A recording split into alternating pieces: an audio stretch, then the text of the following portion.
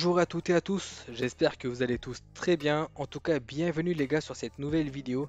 Alors aujourd'hui, enfin cette semaine, on va sortir deux vidéos. Donc voilà, la vidéo hebdomadaire sur l'analyse des cryptos sortira bien sûr comme prévu, il n'y a pas de souci à ce niveau-là. Mais j'ai également décidé de sortir une vidéo éducative de temps en temps pour ceux qui ne sont pas intéressés par les cryptos. Donc voilà, ceux qui traitent le forex comme moi ou les indices, vous allez voir que la vidéo d'aujourd'hui va concerner tous les traders. Donc aujourd'hui, on va parler de drawdown management. Donc pour ceux qui ne savent pas ce qu'un drawdown, prenez vraiment de quoi noter parce que c'est une notion extrêmement importante que vous devez absolument maîtriser si vous voulez durer sur le long terme. D'accord? Donc ici, je vous ai préparé une définition un peu, enfin, je vous ai mis une définition un peu classique qu'on peut trouver partout sur Internet. Et là, je vous ai schématisé ça. Vous allez voir que c'est beaucoup plus simple à appréhender la chose. Alors là, d'abord, je vais dire rapidement, hein, le drawdown permet de mesurer la perte et donc le risque de votre stratégie. Le drawdown maximal sur une période donnée correspond à la perte maximale enregistrée par une stratégie de trading sur cette période. Donc là, la période en question, c'est celle-ci. Je vais vous expliquer pourquoi celle-là, hein, ne vous inquiétez pas. Le drawdown peut être calculé sous forme de montant ou de pourcentage. Donc, sur ce schéma-là, je vous ai calculé le drawdown sous forme de pourcentage. Et c'est vraiment ce que je vous conseille de faire aussi, hein. Ne vous cassez pas la tête à calculer ça sous forme de montant. Vous allez voir que c'est beaucoup plus simple en termes de pourcentage. Alors, on va juste rappeler une chose pour que vous appréhendiez vraiment la chose de manière beaucoup plus simple. Alors, lorsque je vous ai appris à lire la théorie de Do sur cette chaîne-là, qu'est-ce que je vous ai dit? On va reprendre les bases. Alors, ne vous inquiétez pas, hein, vous demandez sûrement pourquoi est-ce que je parle de la théorie d'eau, mais vous allez vraiment comprendre pourquoi est-ce que je vous explique ça d'abord. Alors, on avait dit que une tendance haussière se dessine comme ceci, ok? Le plus haut ici est considéré. Quand est-ce que ce plus haut est considéré? Le plus haut, enfin, pardon, qu'est-ce que je raconte? Quand est-ce que ce plus bas est considéré? En fait, ce plus bas est considéré uniquement lorsqu'on casse ce plus haut. D'accord? Ce plus bas est considéré uniquement lorsqu'on casse ce plus haut. D'accord? Tant qu'on n'a pas cassé ce plus haut qui se trouve là, tant qu'on n'a pas cassé un précédent higher high, on ne s'intéresse pas à ce plus bas qui se trouve là. Ok, c'est extrêmement important à comprendre, on ne s'intéresse pas à ça. Donc un petit rappel de théorie d'eau. Et en fait, pourquoi est-ce que je vous explique ça? Parce que c'est exactement de la même manière qu'on va s'intéresser au drawdown. D'accord? Le drawdown va intervenir uniquement lorsqu'on va casser un précédent plus haut. D'accord? Donc là, ici, ce qui se passe, c'est que là, actuellement, donc sur cette partie-là, il n'y a pas de drawdown. Pourquoi? Parce qu'on n'a pas formé un précédent plus haut. Ok? Par contre, lorsqu'on va casser, je vais gommer ça, lorsqu'on va venir former un précédent plus haut ici, on va venir casser en fait ce plus haut qui se trouve là. Ok, on a fait donc quelque chose comme ça, tac, tac, tac, tac. On est venu casser ce précédent plus haut. Et en fait, à ce moment-là, le drawdown va correspondre à quoi? En fait, le drawdown va correspondre tout simplement à le plus bas qui se trouvait là au plus haut qui se trouve là. D'accord? Donc la différence entre là et là, donc le plus haut et le plus bas, c'est ce qu'on va appeler un drawdown. D'accord? Donc le but en tant que trader intelligent, trader rentable, mais aussi intelligent, parce que ça ne veut pas dire que vous êtes rentable, que vous êtes un bon trader. D'accord? Ne vous inquiétez pas, on va également parler de ça dans le diapo juste après. Mais ce que je vous dis ici, c'est que un bon trader, c'est celui qui sait gérer ce drawdown qui se trouve là. Ok? Donc là, en l'occurrence, vous avez donc un drawdown de 2%. Ok? Donc voilà comment vous devez interpréter ça. Donc voilà le drawdown. Donc j'espère que vous avez compris la définition du drawdown. Donc là, vous avez fait, on va commencer ici par une perte de 2%. Ensuite, vous avez fait un gain de 4%. Donc vous avez risqué donc 2% par trade. Donc avec un objectif de RR de 1 pour 2. D'accord? Donc on a perdu 2%. Ensuite, on a gagné un trade. Donc on a fait un gain de 4%. Donc jusqu'à ce moment-là, la notion de drawdown n'intervient pas. D'accord? On ne s'intéresse pas à la notion de drawdown jusqu'ici. Ensuite, on a également perdu un trade, donc moins 2. Et ensuite, on a fait plus 4. À ce moment-là, on s'intéresse donc au plus haut, au plus bas. Et là, on va mesurer le drawdown qui se trouve ici de 2%. D'accord? Le but, encore une fois, je répète, en tant que trader rentable, c'est de maîtriser ce drawdown qui se trouve là. Voilà, donc j'ai répété ça pour ceux, j'ai résumé ça pour ceux qui n'ont pas compris ça la première fois. Donc on va juste gommer ça. Donc là ici par exemple je vous ai mis deux courbes d'évolution de deux traders. Donc voilà, en anglais on peut également appeler ça une equity curve, donc ça signifie exactement la même chose. Si vous entendez par exemple le terme en anglais, ne soyez pas étonnés. C'est en gros, ça veut dire la courbe d'évolution. D'accord? Donc vous avez ici par exemple un trader A qui a réalisé une performance de 50%. Ok, c'est énorme, on est d'accord. Vous avez un trader B qui a réalisé une performance de seulement, entre guillemets, 10%. Pourtant, entre les deux traders, le meilleur trader, c'est celui qui a réalisé 10%. Pourquoi? Parce que celui-ci a su gérer son drawdown. D'accord? C'est extrêmement important de comprendre. En gros, pour vous simplifier la chose, ça ne veut pas dire que vous avez réalisé une grosse performance, que vous êtes un bon trader.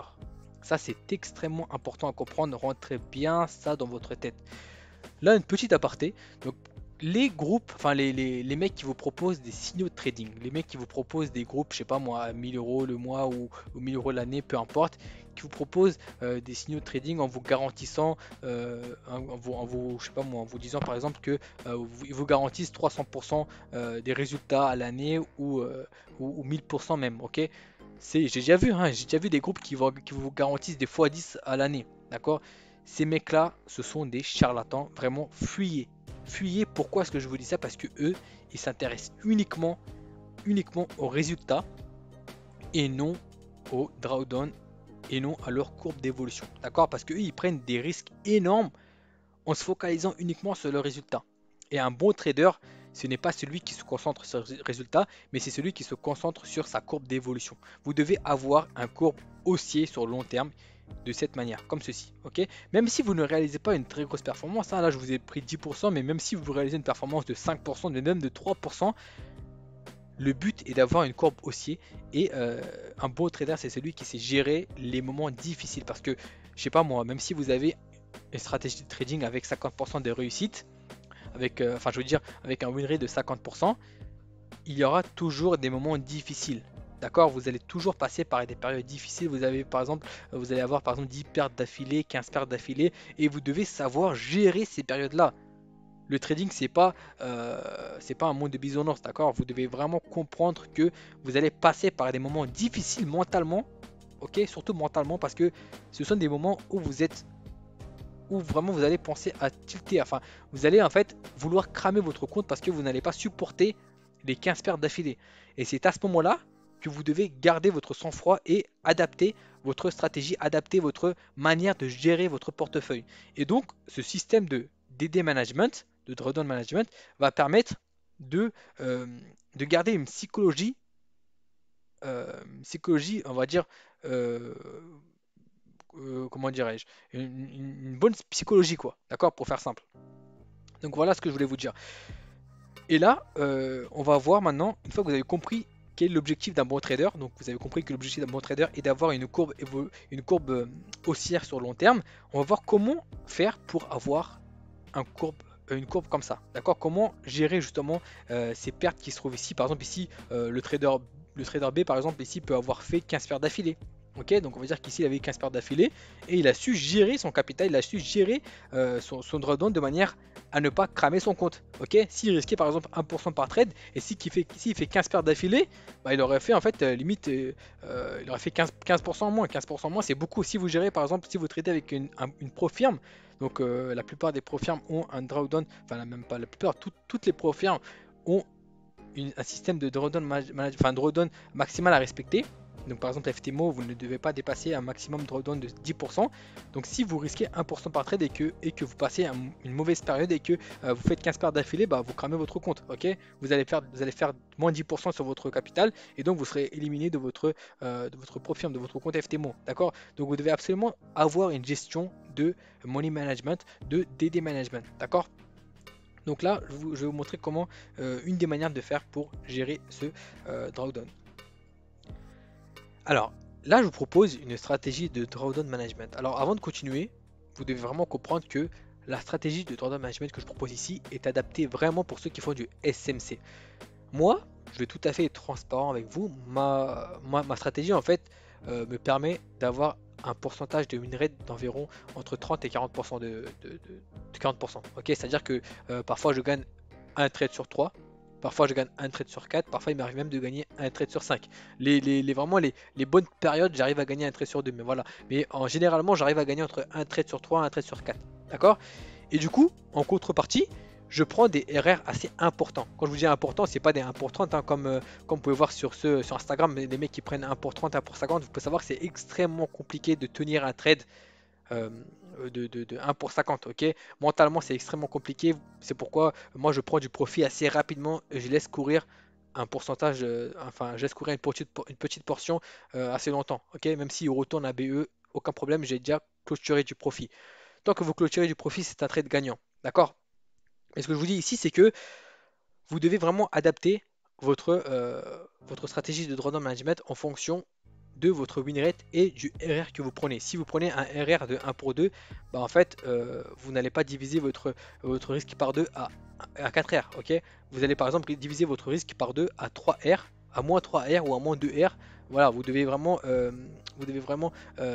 comment dire, adapter ça selon votre stratégie de trading, selon votre money management. D'accord. Donc si vous faites par exemple du SMC, que vous avez un win rate voilà, d'inférieur à 50% et que vous prenez un RR important de 1 pour 5, 1 pour 6 lorsque vous avez un gain, vous pouvez appliquer ces stratégies à la lettre. D'accord.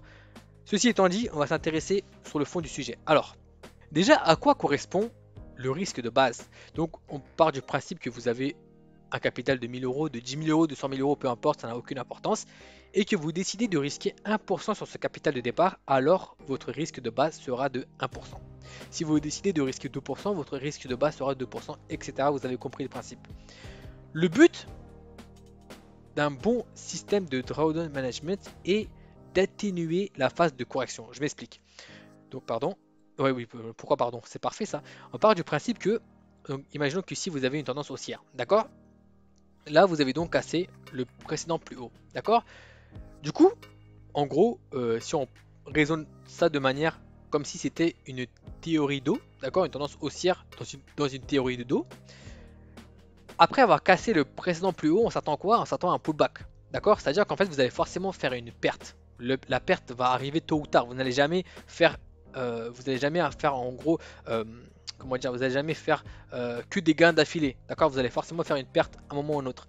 L'idée, c'est quoi? C'est que lorsque vous allez faire une perte, deux pertes, on va considérer ça comme une phase de correction, d'accord? Le but, en gros, c'est de faire en sorte que votre phase de correction ne soit jamais supérieur à un pourcentage de drawdown que vous avez défini en amont. D'accord? C'est-à-dire que si vous avez défini, si vous avez calculé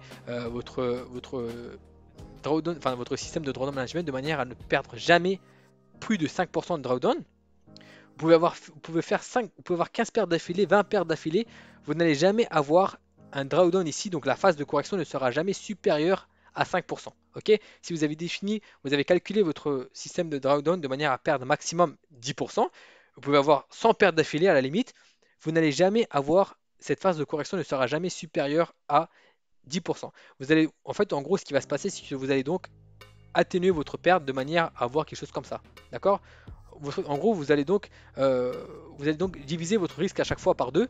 Enfin, je vais vous expliquer juste après, je pense que je ne vous ai pas expliqué le principe. Mais en gros, vous allez diviser votre risque par deux de manière vraiment à, euh, de manière à vraiment, comment dire, d'avoir une perte qui sera proche de zéro, en gros. D'accord?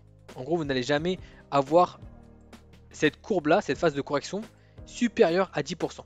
Ok? Ça, c'est vraiment pour le principe. Donc on va reprendre notre cours, là, notre théorie. Alors là, voilà. Donc là, du coup, comme je vous ai expliqué tout à l'heure, ce qui va se passer, c'est que vous allez faire donc un gain, une perte, un gain. Là, l'idée, c'est quoi? C'est vraiment, par exemple, ici, le risque de base. Donc lorsque vous allez faire 4 fois, vous allez faire pardon, 4 essais d'affilée de votre risque de base. Donc, vous allez faire quoi? Vous allez faire donc 1, 2, 3, 4. Vous avez fait 4 pertes d'affilée. D'accord? Ce que vous allez faire ici, c'est que vous allez diviser votre risque par 2. Donc là, ce que vous allez faire, c'est que vous allez faire diviser. Donc si vous avez risqué 2% par trade, vous allez risquer plus que 1% par trade. Donc vous allez faire 1, 2, 3.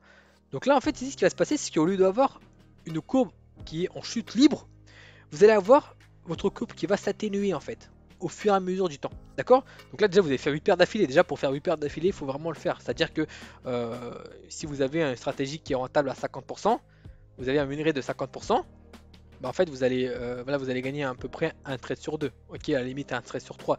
Mais c'est très rare de faire 8 paires d'affilée. Si je sais pas, si je vous donne par exemple une pièce et qu'on fait pile ou face, bah, est-ce que je sais pas, vous choisissez par exemple pile, il a quand même une très faible probabilité que vous faites que je fais par exemple 8 fois face d'affilée. D'accord? C'est très rare. Mais c'est possible. C'est pourquoi il faut quand même avoir une issue de secours au cas où ce moment-là se présente. D'accord? Mais voilà. Et on va dire que voilà, on va dire que vous passez vraiment une très très mauvaise période et que vous avez fait 8 pertes d'affilée, mais que cette période-là se poursuit. Ce n'est pas encore, vous n'avez pas encore vu le bout du tunnel, d'accord? Vous faites encore une fois 4 pertes d'affilée. Ce qui va se passer ici, c'est que vous allez diviser à nouveau votre risque par 2. Donc ici, on va dire que vous avez risqué 2%, vous allez diviser votre risque par 2. Vous allez plus que vous avez risqué 1%, vous avez fait moins 4%. Et là, vous allez encore une fois diviser votre risque par 2. D'accord? Là, au lieu de risquer 1% par trade, vous allez risquer plus que 0,5% par trade. Du coup, là, ce qui va se passer, c'est que vous allez encore une fois atténuer votre courbe. Donc vous allez avoir quelque chose comme ça. Tac, tac, tac. Au fur et à mesure du temps, vous allez à chaque fois diviser votre risque par 2. De ce fait, bon, en fait, la courbe, encore une fois, va se dérouler de cette manière, comme ça. Et lorsque vous allez gagner, donc lorsque vous allez prendre un RR de 1 pour 5 et de 1 pour 6, la courbe va évoluer assez rapidement en fait. C'est ça l'avantage avec notre manière de trader. Donc vous allez faire, je sais pas, 2 gains. Donc vous allez prendre 2 gains. Votre courbe va déjà faire comme ça. D'accord? Vous allez peut-être faire encore une fois 2 pertes. Voilà, 2 pertes. Encore une fois un gain. Bim, on sera arrivé déjà ici. Le but en fait, c'est d'évoluer de cette manière-là. Bien sûr, ça demande de la patience. Vous n'allez pas forcément faire des 50%, des 60%. Parce que voilà, si vous voulez une courbe, on va dire, assez constante, bah, vous devez bien sûr limiter votre gain. Ok, vous n'allez pas forcément gagner énormément. En tout cas, si vous passez par des périodes difficiles comme ça, vous n'allez forcément pas avoir des gains énormes. Mais en tout cas, au moins, vous allez diminuer votre risque, vous allez diminuer votre drawdown et donc trader de manière plus safe. Voilà le but en tant que trader. Un bon trader, c'est de trader de manière safe. Ok? Voilà le but.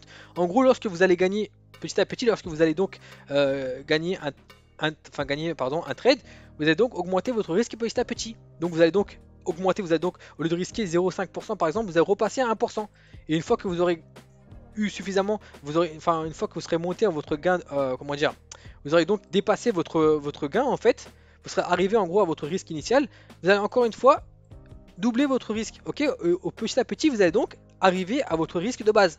D'accord? Du coup, vous aurez donc passé, comment dire, vous aurez donc traversé ce moment difficile avec succès. Et vous n'avez pas tout simplement pas risqué, vous n'avez tout simplement pas cramé votre compte, contrairement à celui qui n'a pas de système de money management, de système de drawdown management. Lui, ce qu'il aurait fait, c'est qu'il aurait il aurait continué de risquer 1% par trade, de 2% par trade, et là, bah, c'est la fin en fait, tout simplement. Ok, il aurait cramé son compte, il serait tout simplement, au lieu d'avoir quelque chose comme ça, il aurait eu quelque chose comme ça. Bim. Et là, c'est la fin de son compte. D'accord? Je sais pas si je suis clair. Donc, de toute façon, là, on va passer à l'exemple. Vous allez vraiment comprendre clairement ce que je vais vous dire. Donc là, on va partir du principe qu'on va risquer 1% par trade. C'est vraiment ce que la plupart des gens risquent, 1% par trade. Donc voilà. Ce qui va se passer, c'est que... attendez, je vais essayer de faire ça de manière propre parce que là, c'est pas très vertical. Donc là, voilà. Tac. Voilà. Donc là, vous avez fait encore une fois un gain, une perte, un gain. Là, ce qui va se passer, c'est que vous avez donc... L'idée, c'est quoi? Tout à l'heure, je vous ai dit, l'idée, c'est surtout de savoir en amont quel va être au maximum votre pourcentage de drawdown. Donc là, si on part du principe que vous risquez 1%, il suffit de calculer tout simplement. Là, ce qui va se passer, c'est que vous allez perdre moins 4%. Vous allez diviser votre risque par 2, donc plus moins 2%. Ok? Ce qui va correspondre à moins 6%. Plus... Ah pardon, j'ai oublié un moins ici. Ouais. Plus moins 1%. D'accord? En gros, ce qui va se passer ici, c'est que au grand maximum, vous allez perdre moins 7%. D'accord? En gros, la phase de correction, donc la phase de correction qui se trouvera ici, va faire en sorte que vous allez perdre en grand max, vous allez avoir ici un drawdown de 7% maximum. Donc si vous tradez avec une propre firme, vous allez toujours rester dans la compétition. D'accord? Malgré une perte consécutive, une perte d'affilée de 16. C'est-à-dire que vous avez perdu 4 pertes, plus 4 pertes, plus 4 pertes. Attendez, excusez-moi. 4, 4, 4, plus de 12 pertes, excusez-moi. Vous allez faire 12 pertes d'affilée. Même avec ces 12 pertes d'affilée, vous allez toujours rester dans la compétition avec un drawdown de 7%. Ok, parce que chez n'importe quel pro firme, le drawdown maximal est de 10%. Enfin, en tout cas, n'importe quel pro firme, je suis pas sûr, mais en tout cas, chez FTMO, le plus connu, c'est de 10%. Donc, en fait, l'idée, c'est quoi? C'est de, malgré les périodes difficiles, c'est de toujours rester dans la compétition et de durer sur le long terme. Donc là, le but, c'est quoi? C'est que vous allez perdre 4 trades d'affilée, moins 4%, diviser votre risque par 2. Donc là, en gros, euh, tac, gomme. J'essaie de faire rapidement. Là, je pense que la vidéo commence à durer un bon moment là. Oh là là, c'est chiant ce truc. Bon, c'est bon, j'y suis. Voilà. Donc en gros, qu'est-ce qu'on va faire? C'est tout simplement que là, vous allez perdre 4 paires d'affilée. Donc vous aurez fait ici moins 4%. Vous allez diviser votre risque par 2. Donc vous allez risquer moins 0,5%. Du coup, vous allez faire encore une fois 4 paires d'affilée avec moins 0,5% de risque par trade. Donc ici, moins 1, voilà, moins 0,5, moins 1, moins 1,5, moins 2. Là aussi, vous avez perdu combien? Vous avez perdu moins 2%. D'accord? Maintenant, ce qui va se passer, c'est que vous n'avez toujours pas fait de gain. D'accord? On va continuer à diviser le risque par 2. Maintenant, ce qu'on va faire, c'est qu'on va passer à moins 0,25% par trade. Donc là, on va faire moins 0,25, moins 0,25, moins 0,25. D'accord? Là, du coup, ce qui va se passer, c'est que vous aurez perdu moins 1%. Ok, moins 1%. Donc là, en gros, vous avez fait un drawdown, comme je vous ai dit tout à l'heure, de moins 7%.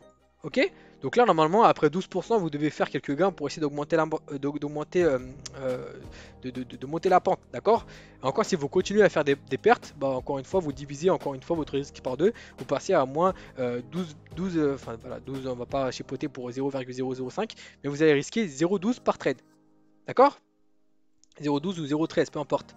D'accord? Donc le but c'est quoi? C'est de tout le temps diviser votre risque par 2 de manière à vraiment passer cette mauvaise période tout en restant dans la compétition avec un drawdown maximal que vous avez défini en amont.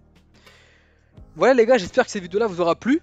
Ok, c'est vraiment un sujet qui n'est pas vraiment simple, hein, donc je comprends que vous ayez quelques difficultés à comprendre. N'hésitez pas à me poser vos questions en commentaire et aussi à rejoindre le groupe Telegram, on est vraiment nombreux, donc à poser vos questions dans le groupe Telegram aussi, n'hésitez pas, c'est totalement gratuit, je mettrai le lien en description.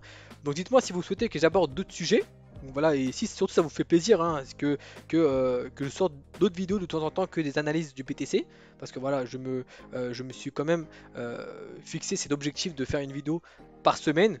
Et comme je me suis également fixé l'objectif de faire une vidéo par semaine sur l'analyse du Bitcoin, ça serait quand même intéressant de faire d'autres vidéos, de faire 2 vidéos par semaine aussi pour toucher un plus de membres, parce que voilà, j'imagine que vous n'êtes pas forcément abonné à ma chaîne uniquement pour des analyses du crypto, d'accord?